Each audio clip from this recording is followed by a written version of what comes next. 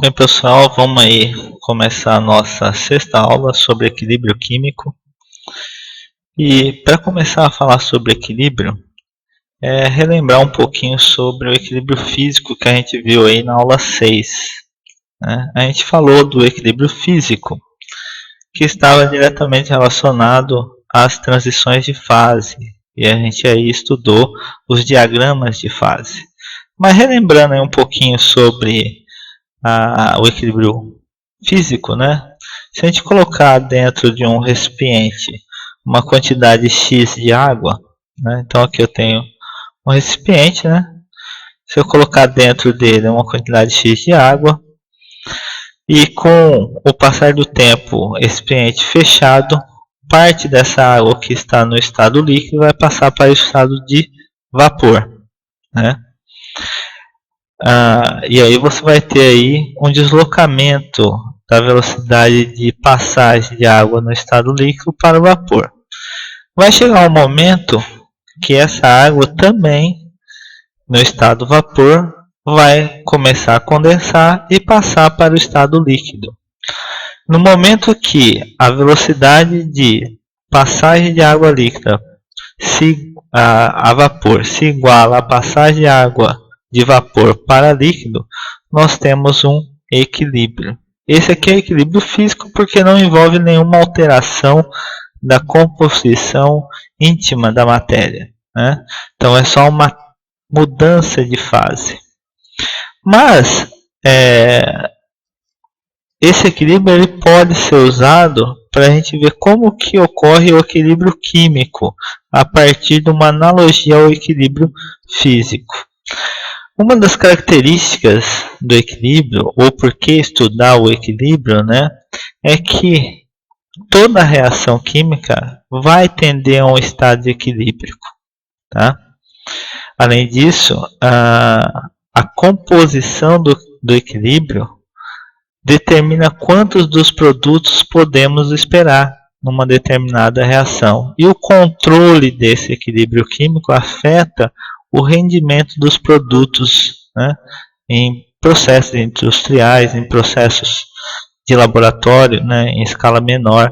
Tudo isso com um controle adequado do equilíbrio químico, você pode então melhorar o rendimento da sua reação ou modificar algum parâmetro e conseguir ter o produto desejado em maior quantidade, né? Então, é por isso que é importante estudar o equilíbrio aí, né? Bem, então como se processa o equilíbrio químico, né? Vamos pegar novamente o que a gente fez lá no caso da água e vamos pensar agora num determinado reagente químico. Por exemplo, vamos pegar aí um reagente como o carbonato de cálcio, vamos colocar num recipiente fechado hermeticamente. Com o passar do tempo, esse carbonato, que é um sólido, né, na temperatura ambiente, vai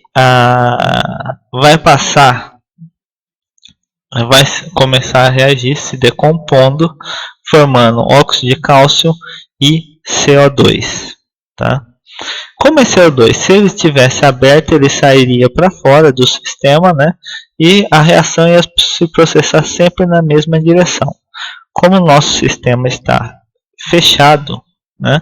O CO2 ele vai chegar um momento que a concentração desse CO2 é tão alta que ele vai novamente reagir com óxido de cálcio para formar carbonato de cálcio. No momento de que a velocidade de decomposição do carbonato se iguala à reação de formação do carbonato, nós temos o chamado estado de equilíbrio. E esse estado de equilíbrio é indicado por essa equação, né, e por esse sinal, mostrando que a velocidade de decomposição é igual à velocidade de formação. E aqui nós temos a reação que mostra essa decomposição e formação, onde nós temos inicialmente o carbonato de cálcio no estado sólido, formando óxido de cálcio no estado sólido, mais CO2 na forma gasosa. Tá? Bem, esse estado de equilíbrio ele tem algumas características interessantes, que são: o estado de equilíbrio é dinâmico, é espontâneo, é reversível e tem uma natureza termodinâmica. E o que significa tudo isso? Por que ele é dinâmico? Porque todos os processos, né, no caso os dois processos aí, né, tanto de decomposição quanto de formação, ocorrem com a mesma velocidade. Ou seja, isso significa que as reações não pararam de ocorrer no momento de que a concentração se igualou, no caso do CO2, né? Mas elas continuam ocorrendo simultaneamente, tanto a decomposição quanto a formação. E como que a gente prova isso na prática, né? Se a gente deixar o sistema, né, em equilíbrio e juntar a esse sistema um sistema acoplado com, por exemplo, o carbono marcado, no sistema eu tenho carbono 12, no outro sistema eu tenho carbono 14, no caso do dióxido de carbono, na fase gasosa, e juntar esses dois sistemas. Com o passar do tempo, você vai pegar uma amostra do carbonato de cálcio, né, e vai verificar que o carbonato agora está marcado com carbono 14, mostrando que as reações não pararam de ocorrer, elas continuam ocorrendo, porém com velocidades iguais, né? Por isso não há alteração da concentração dos materiais em função do tempo, desde que não haja nenhuma alteração do equilíbrio, né? Ou seja, por temperatura ou pressão.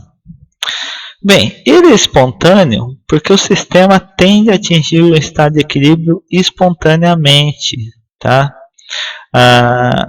Isso é uma característica. É difícil você pegar um experimento único para determinar a espontaneidade de uma reação, mas a partir das várias observações que já existem, né, em outras reações, né, mostra que o sistema é espontâneo por natureza, né, ele vai tender ao equilíbrio, independente de como a gente faça essa reação, ela sempre vai ser espontânea. Isso pode ser indicado, né, em virtude das direções das reações, né, porque a velocidade das reações direta e inversas são diferentes, né, por elas serem diferentes, né, no início, por exemplo, na decomposição, eu tenho mais carbonato, né, e pouco CO2, e a partir do momento que eu tenho uma certa concentração de CO2, ela começa a reagir e se iguala às reações, né, tanto de ida quanto de volta, e com isso eu tenho uma espontaneidade. Outro critério importante é que o sistema é reversível, não importa a direção a partir do qual ele é atingido, né? Isso significa que se eu pegar só os produtos e fizer a minha reação dos produtos, o equilíbrio vai ser atingido da mesma maneira se eu começar só com os reagentes. Por isso, não importa a direção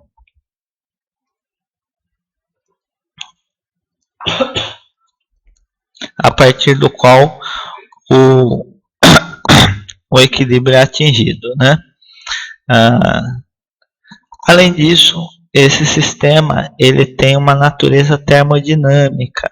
O que significa isso? Significa que existe uma propensão das moléculas em assumir o estado de menor energia e o ímpeto em direção ao estado de máxima entropia.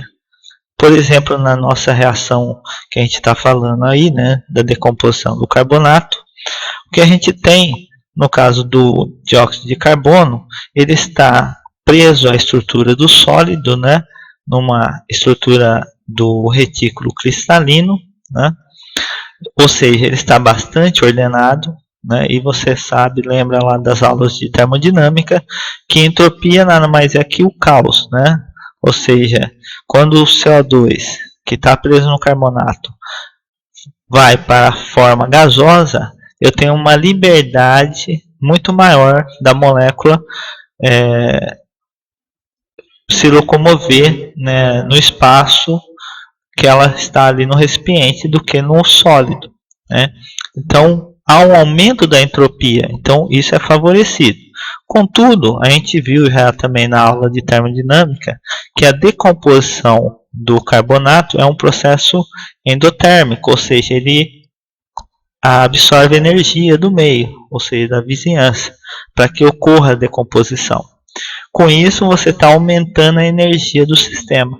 Então, existe uma relação entre essa menor energia e máxima entropia. Então, a melhor relação entre esses dois sistemas, ou seja, a minimização da propensão da energia e a maximização da entropia, né, é simplesmente a mistura dos componentes, né, que conciliam as duas tendências opostas, né? Então, tendo isso, você faz com que haja um equilíbrio entre essas duas forças de menor energia e máxima entropia, né?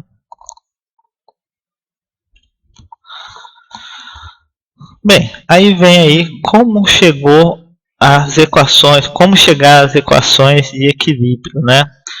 Que é a expressão da lei da ação das massas. Então, numa reação hipotética, né, onde eu tenho A reagindo com B, dando C e D, né, e aí no equilíbrio eu tenho os coeficientes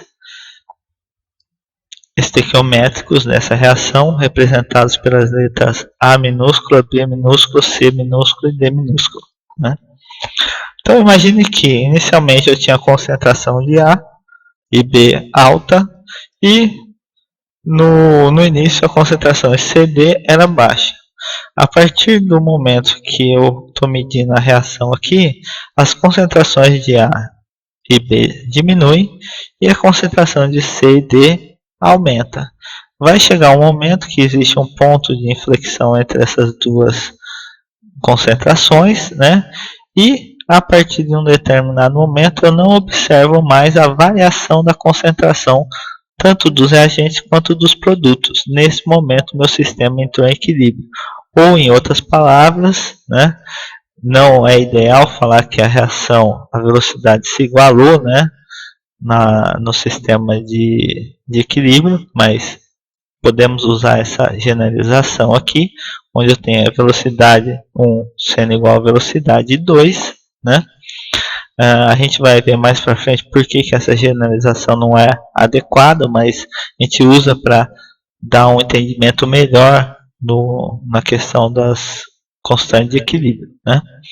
A partir daí eu posso montar um sistema, né, dessa ação das massas aí, né, que é o chamado quociente de reação ou quociente reacional, né, que leva em conta as concentrações ou atividades dos produtos elevado aos seus coeficientes estequiométricos dividido pela relação entre as concentrações ou atividades dos reagentes, também elevado cada qual com seus coeficientes estequiométricos. Tá? Isso foi primeiramente proposto em 1867 por Gutenberg e Wage, né?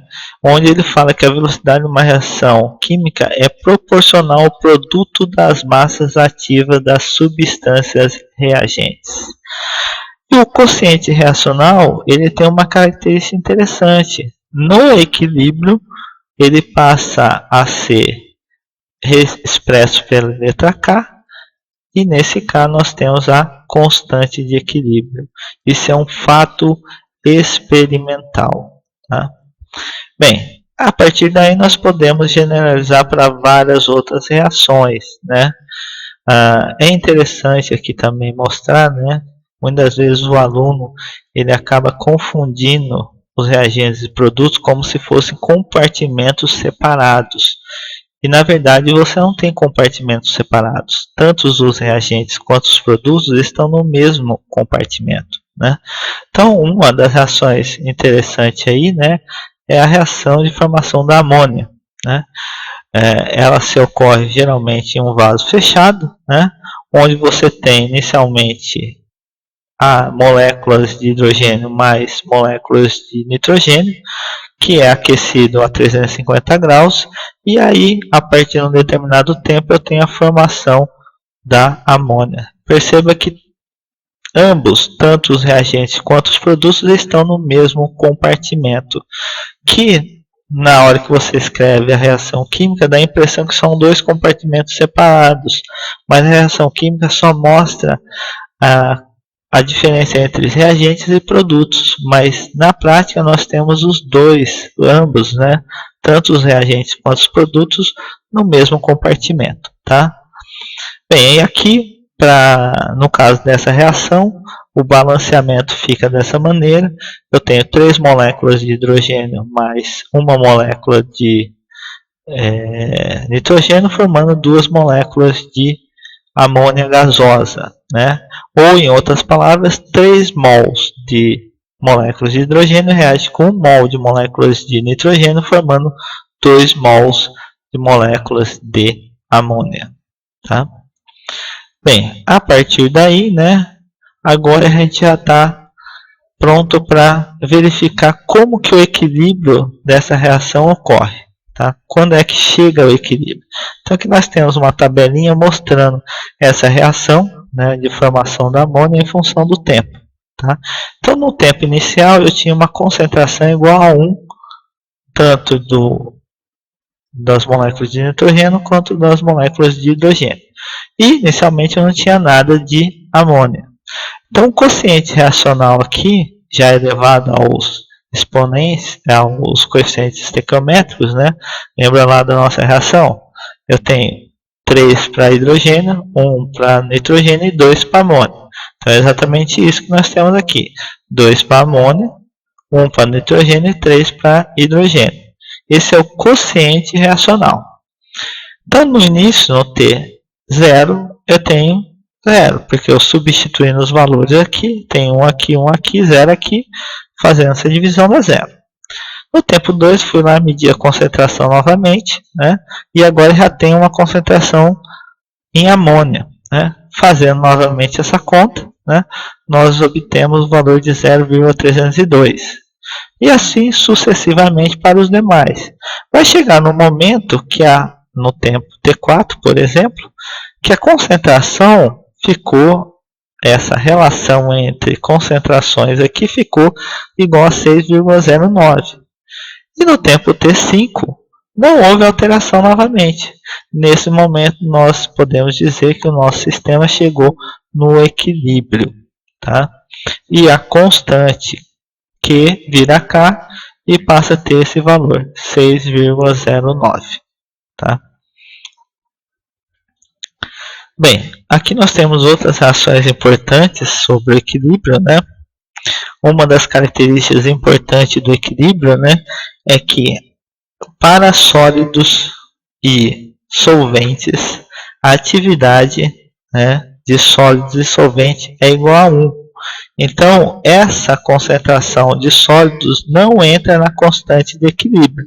Então, por exemplo, aqui nós temos a reação do trióxido de enxofre com enxofre, formando o dióxido de enxofre. E perceba que nessa constante de equilíbrio, o sólido, que é o enxofre, não é representado na constante de equilíbrio aqui, porque ele tem atividade igual a 1.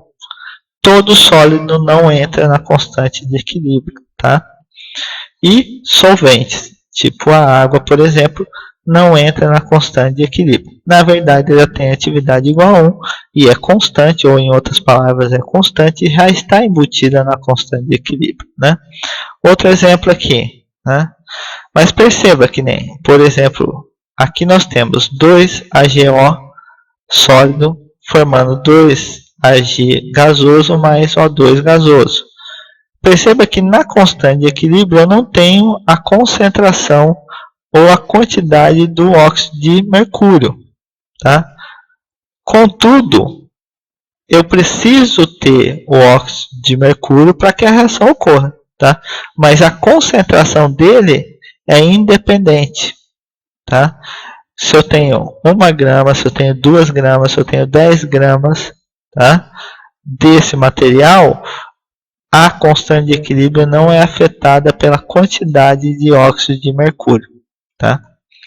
E aí, no caso aqui, para esse sistema, a constante de equilíbrio vai ser 2 concentração de mercúrio vezes a concentração do oxigênio. Outro exemplo aqui, né? No caso aqui eu tenho 2 sólidos e eles também não aparecem. Quem vai me dar aqui vai ser a concentração ou atividade das moléculas de hidrogênio e das moléculas de água, tá? Novamente aqui, né? E outra aqui, né? Mas lembrando, todos esses exemplos com os sólidos aqui, é importante frisar que eu preciso de uma quantidade X para que a reação ocorra. Sem essa quantidade, é lógico que essa reação não vai ocorrer, tá? No caso aqui, eu preciso pelo menos ter um início desse aqui, se eu quiser partir desse, mas que nem, por exemplo, se eu quero partir só desse aqui, ó, eu não preciso ter esse, é indiferente, tá? Mas, por exemplo, esse aqui, eu preciso ter um dos sólidos presente para que haja a minha reação ou para que essa reação ocorra dessa maneira, tá? A mesma coisa aqui, eu não posso ter só o oxigênio, eu preciso ter ou esse sólido para que a minha reação se processe. Mas vamos interpretar um pouco mais esse critério de constante de equilíbrio, né? Então, por exemplo, uma dissolução aqui bastante interessante, que é do iodo em tetracloreto de carbono, tá? Essa dissolução geralmente é expressa através dessa constante, de uma constante de equilíbrio, né? Que leva em consideração simplesmente a concentração do iodo dissolvido em tetracloreto de carbono, tá? E o que a gente precisa aqui é do sólido, do iodo sólido. Então eu posso adicionar inicialmente o iodo na solução, tá? Conforme eu vou adicionando o iodo, assim que ele chega na concentração máxima que ele pode, que no caso aqui é 0,2 mol por litro, não há alteração mais desse valor. E nesse ponto eu tenho a constante de equilíbrio e ela fica igual para qualquer sólido a mais adicionado. Então eu tenho um corpo de fundo, um precipitado de iodo na presença ali do nosso iodo dissolvido. Ou em outras maneiras, você pode adicionar de uma vez, né, por exemplo, 2,5 mols de iodo no tetracloreto, e aí esse iodo ele vai se dissolver a partir dessa equação aqui, dessa linha pontilhada, até atingir o máximo aqui, tá? Que no caso, né, seria 0,2 mol por litro, tá? Ou seja, a concentração dele na solução ia diminuir em 0,2 mol por litro, tá? Esse gráfico não está em escala perfeita, né? Mas seria como se fosse deslocar essa curva até o ponto inicial aqui, que é 0,2. Então deslocaria isso aqui para cá, né? Próximo aqui é 0,2, né? Um desnível de 0,2 da solução, tá? Ou seja, eu perderia uma parte do iodo que estaria como corpo de fundo para a solução, ou seja, ele estaria dissolvido. Uma outra interpretação, né, de constante de equilíbrio para a reação de isomerização do N-butano e isobutano. Então eu tenho aqui o N-butano passando a ser isobutano, e se eu fizesse um gráfico de concentração de isobutano e N-butano, o que eu teria era essa reta aqui, né? No caso aqui eu estou expressando ela como se fosse um ângulo de 45 graus, né? Ou seja, era idêntica para ambos os lados, tá? Ou seja, daria uma constante igual a 1 aqui, né? Que é a inclinação dessa reta, né? Que leva em consideração a concentração ou a razão entre a concentração do isobutano sobre a concentração do N-butano, tá? Agora imagine que eu tenha inicialmente não os dois, mas só N-butano. Então ele seguiria essa linha, essa reta pontilhada aqui, até atingir essa reta contínua, né? Com uma inclinação de -1. Tá? Ou seja, quanto eu adiciono aqui é formado aqui, né? Ou seja, o que dissolve aqui forma aqui, o que dissolve aqui forma aqui. Não tem outra maneira, né? Ou seja, o que dissolveu aqui formou aqui. Aliás, o que transformou aqui, né, de N-butano, ou seja, o que perdeu de N-butano aqui formou de isobutano, tá? Ou seja, a inclinação é -1 também. A mesma coisa para esse sistema aqui, né? O que, se eu partisse só do isobutano, o que passou de isobutano para N-butano, eu perdi em isobutano e formou em N-butano. Então, novamente, aqui também eu tenho uma inclinação 1 até atingir o ponto onde eu tenho o encontro dessa reta, que é a reta característica da constante de equilíbrio para esse sistema. O outro sistema é o produto de solubilidade, tá? Que leva em consideração quando eu estou trabalhando com sólidos pouco dissociáveis em solução, tá? Que a gente vai ver mais para frente aí nas aulas de equilíbrio em solução. Mas já dando uma interpretação sobre esse tipo de equilíbrio, né? Aqui eu tenho uma relação entre a dissolução do sulfato de bário, que é pouco solúvel, né, em solução aquosa, formando bário 2 mais aquoso, mais SO4 2 menos aquoso. Tá? A constante de equilíbrio para esse sistema é representada simplesmente pela multiplicação da concentração do bário vezes a concentração do sulfato. Tá? Essa constante de equilíbrio tem um valor de 1 vezes 10 a menos 10, ou seja, um valor baixo. Isso significa que tem pouco produto dissociado. Tá? Ou seja, quanto menor a constante de equilíbrio, menos produtos eu tenho, tá? E mais reagente eu tenho. Tá? Ou seja, a minha reação está deslocada para reagente. Tá? Bem, o que a gente tem aqui, né? Se a gente partir do sulfato de bário puro, eu tenho essa reta pontilhada aqui. Então, inicialmente, eu tinha 0 de bário e 0 de sulfato. Conforme eu vou adicionando sulfato, ambos vão sendo dissolvidos, né, na mesma proporção. Então, a inclinação também é igual a 1 aqui, até atingir essa hipérbole aqui, né?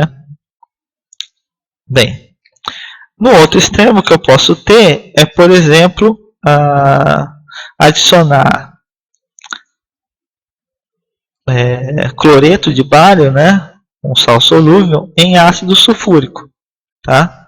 Conforme você vai adicionando cloreto de bário, né, em ácido sulfúrico, você vai aumentando a concentração de bário. Né? A concentração do sulfato não se altera, né, até atingir esse valor. Conforme atingir esse valor, né, se eu adicionar mais sulfato, mais bário, o que acontece com a concentração de sulfato? Ela diminui, tá? Ou seja, ela desloca no sentido dessa reação aqui, tá? Ela desloca nesse sentido aqui. Então, conforme eu aumento a concentração de bário em solução, isso vai sendo deslocado nesse sentido, tá? E no outro extremo também, né? Você imagine que eu tenha já uma concentração inicial aqui de bário, por exemplo, nesse ponto aqui da minha reta, né? E eu comece a aumentar a concentração de sulfato em solução, por adicionar algum outro contraínho, por exemplo, sulfato de sódio. Né? Se eu adicionar sulfato de sódio, eu vou estar aumentando a concentração de sulfato. E o bário vai, o que aconteceu o que? Vai diminuir, porque eu estou adicionando e ele vai seguir nessa direção aqui. Tá? Então esses são os três tipos mais clássicos aí de interpretação de constante de equilíbrio. Né? E agora a gente vai para a generalização. Né? Então nós podemos dizer o seguinte, né? Se a constante de equilíbrio for um número muito pequeno, a concentração do reagente predominará no equilíbrio. Ao passo que se eu tenho uma constante de equilíbrio muito grande, o produto será favorecido. Então, eu posso dizer o seguinte, né? O Q se iguala a K na reação em equilíbrio. E o quociente, se o quociente for menor que K, reagentes em excesso. Se o quociente for maior que K, produtos em excesso. Tá? Outra equação importante, né? Muitas vezes você tem uma reação gasosa, né? E você quer ela em concentração em gramas por mol. Tá? Como converter uma constante de equilíbrio obtida em pressão para concentração? Aí existe essa relação aqui, ó. A constante de equilíbrio por concentração, ela vai ser igual a constante por pressão dividido por RT, onde R é a constante dos gases e T a temperatura elevado à variação de número de mols, só da forma gasosa. Tá? Então isso aqui leva em consideração a variação de número de mols da fase gasosa, dos reagentes e produtos. Tá? Então é produtos menos reagente. Tá? Lembrando que é isso que você tem que pôr aí na relação. É produtos na forma gasosa menos o número de mols dos reagentes na forma gasosa. Tá? Então, ou seja, leva em consideração só a variação em mols dos componentes gasosos, tá? De uma reação. Isso quando você quer converter esse material que você tinha em pressão em concentração, ou vice-versa. Você tem concentração e quer converter em pressão. Existem 2 ou 3 exercícios da lista que levam em consideração essa equação. Tá? Então a lista aí de exercício, se eu não me engano, a lista 2, os últimos exercícios você tem que usar essa equação. Tá? Sem usar essa equação você não consegue resolver. Falando em exercício, vamos agora partir para a parte prática, né? Na resolução de exercícios. Né? Então eu tenho aqui um exercício muito simples. Né? Fala o seguinte: adiciona iodeto de hidrogênio em um recipiente a 458 graus. O HI se dissocia formando hidrogênio gasoso e iodo. Depois de estabelecido o equilíbrio a essa temperatura, com a temperatura 458, são tomadas amostras que são analisadas. A concentração de HI encontrada é de 0,421 mol por litro, enquanto que H2 e I2 são ambas 6,04 vezes 10 a menos 2 mol por litro. Pergunta-se: calcule o valor da constante de equilíbrio para a dissociação de HI a 458 graus. Então a reação é simples, né? Eu tenho duas moléculas de HI, a forma gasosa, reagindo, formando então H2 gasoso mais I2 gasoso. A lei da ação das massas diz o seguinte: produtos sobre reagentes. Produtos sobre reagentes. Então tem que a constante na forma de concentração é igual a 6,04 vezes 10 a menos 2 vezes 6,04 vezes 10 a menos 2 sobre 0,421 elevado a 2. Está vendo 2 aqui? Ó? É o coeficiente estequiométrico da reação. Aqui só tem 1 e aqui só tem 1. Tá? Fazendo essa relação, nós temos que é 2,06 vezes 10 a menos 2. Precisa da unidade? Não. Concentração, constante de equilíbrio não precisa de unidade. Tá? Você não precisa por unidade. Outro exemplo aí, né, um pouquinho mais sofisticado, né, numa experiência, né, também com a molécula de HI, aí nós temos o seguinte: 1 mol de HI é colocado num recipiente de 5 litros a 458 graus.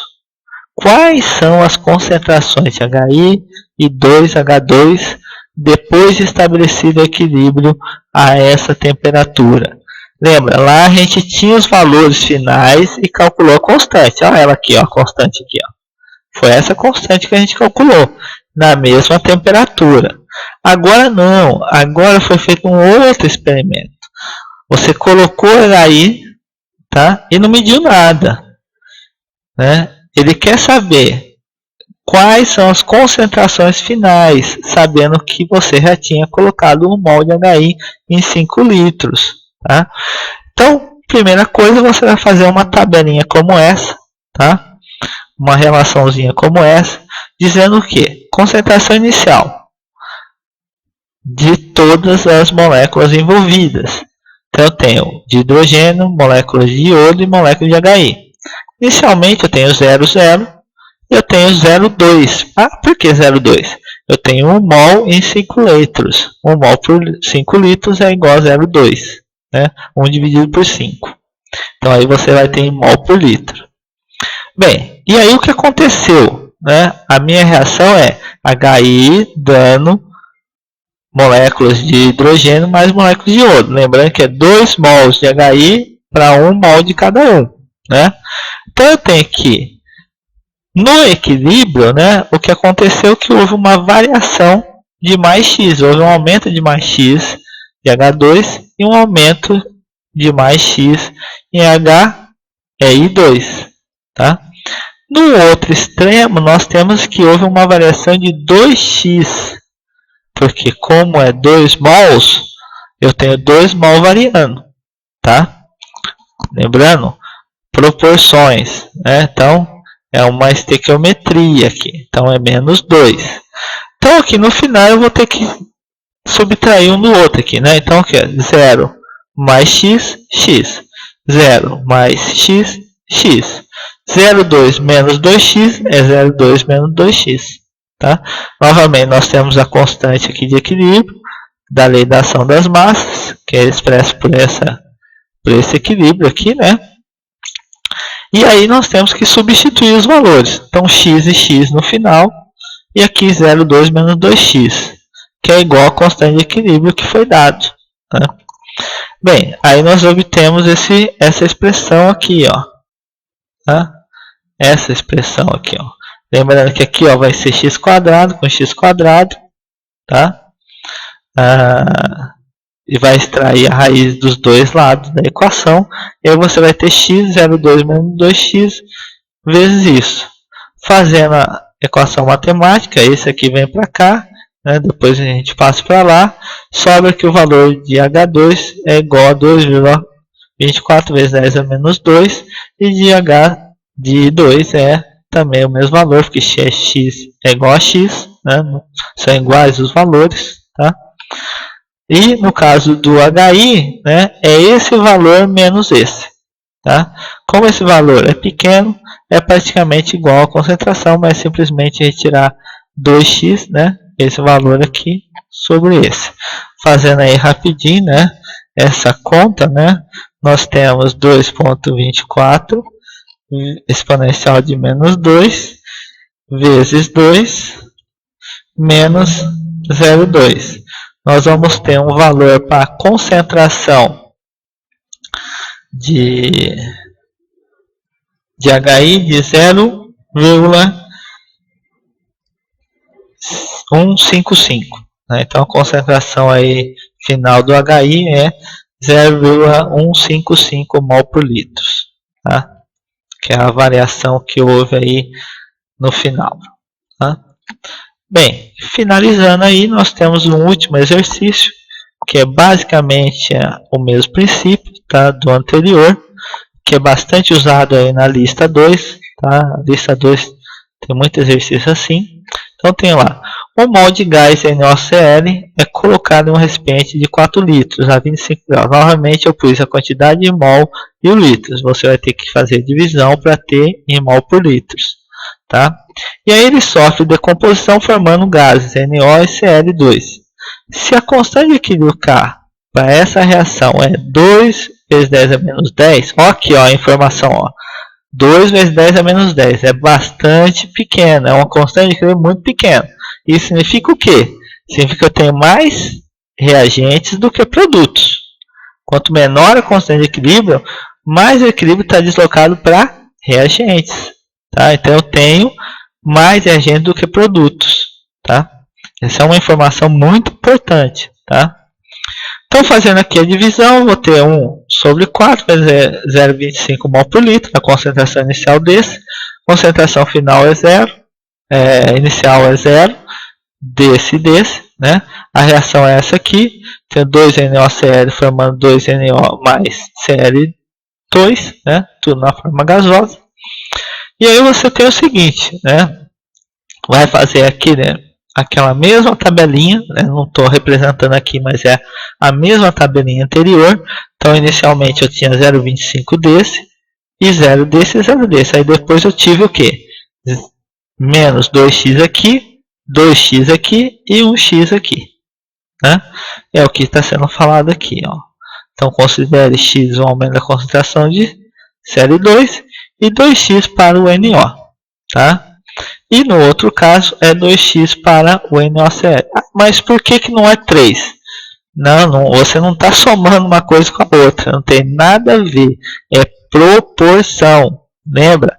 Proporção. Se aqui é 2, aqui é 2 e aqui é 1, é proporção. Então, o que está diminuindo aqui é 2 vezes. Tá? Aqui é 2 vezes que está aumentando e aqui é 1 vez que está aumentando. Tá? É proporção. Tá? Não confunda proporção com adição. São coisas distintas. Você não vai somar 2 mais 1, 3 e tirar 3 daqui. Não tem nada a ver. É proporção. Tá? Vai levar em consideração os coeficientes estequiométricos da reação. Tá? Bem, e aí é só substituir na constante de equilíbrio, né? Que é simplesmente pegar os reagentes, os produtos e dividir pelos reagentes, né? Que é isso aqui, né? Elevados aos seus respectivos coeficientes estequiométricos. Tá? Substituindo, NO2 é 2x elevado a 2, CL2 é x e embaixo é 0,25 menos 2x elevado a 2. Tá? Bem, aí vem a aproximação para que você não caia numa equação polinomial. Tá? Perceba que isso aqui vai dar o quê? X elevado a terceira. É uma equação polinomial, uma equação de terceiro, né? Elevado a terceira, né? Então, é muito complicado você resolver uma equação dessa, né? Então, para facilitar, nós temos uma informação importante. O valor da constante de equilíbrio é muito pequeno. Então, significa que eu tenho mais reagente do que produtos. Então, posso dizer o quê? Que 0,25, tá? É muito maior do que 2x. Tá? Então, esse valor aqui, eu posso aproximar que esse valor aqui é como se fosse zero, e ele fica 0,25 elevado ao quadrado. Tá? Agora eu já tenho uma equação mais simples, né? Não preciso resolver uma equação polinomial, né? Simplesmente pega esse valor e leva ao quadrado, multiplico por esse valor, deu 1,25 vezes 10 a menos 11, tá? E eu tenho aqui 2 ao quadrado, 4. X ao quadrado vezes x vai dar x à terceira. Tá? Então, eu pego esse divido aqui e extraio a raiz cúbica. Tá? Extraindo a raiz, x é igual a 1,5 vezes 10 a menos 4. Olha aqui no pequeno. 1,5 vezes 10 a menos 4, o quê? Mol por litro. Tá? Bem, esse é o valor da concentração final de x. Que x é quem? É Cl. E aí depois você multiplica por 2x, tá? E faz a mesma relação para o outro, para depois tirar de 0,25. Tá? Bem, é isso aí, pessoal. Agradeço, obrigado. Até mais.